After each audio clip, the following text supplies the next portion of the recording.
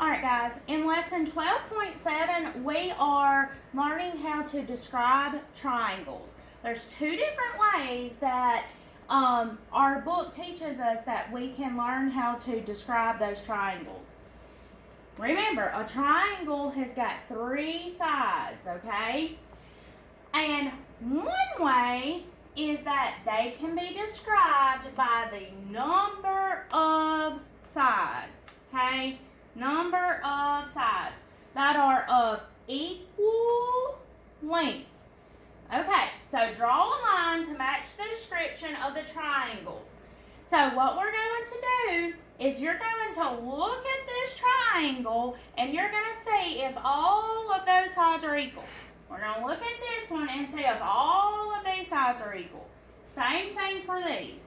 And to me, it's easy for you to just look at them and be able to tell. If it is, then you can go on that. But if not, another way that I like to tell my students is you can use a sheet of paper to measure with, because all of us is always going to have paper. So let me say if I got a sheet of paper, I'm going to say this one's probably an equilateral triangle because it's all equal sides. But if I'm not for sure on that, I'm going to take a separate sheet of paper and I can lay that piece of paper up here, okay? And I can take my pencil and I can mark on it. Put a mark here, put a mark here. All right, then I'm going to take that paper and I'm going to rotate it.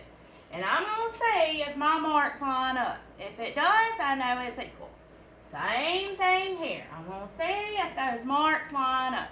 If those marks line up, then I know that all sides are equal. Okay? Now I'm going to look at this one. To me, on B triangle, it automatically looks like this side is longer. Okay, so it doesn't look like all of them are equal. But if I'm not for sure, let's do the same thing. We'll put our paper up here and put a mark. Put a paper up here and put a mark. And I'm going to make sure that those marks line up. Those are going to be equal. This one's going to be longer. Okay?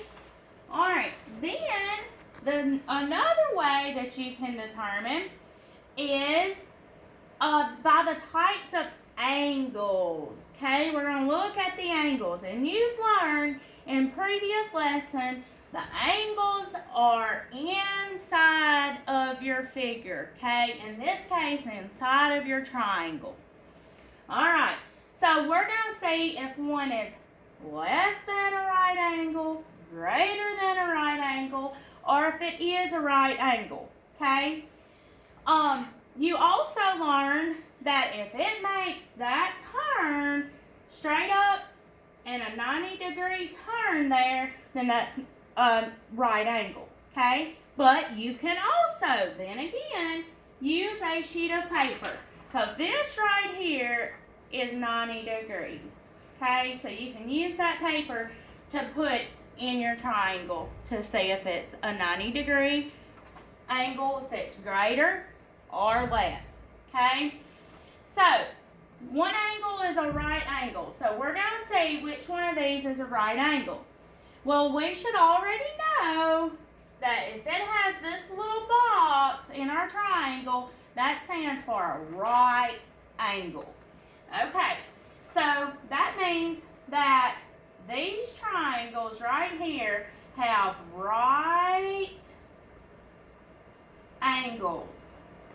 I can put my paper and I can put it up right here, and on this piece of paper, it fits perfect right there. That's a right angle.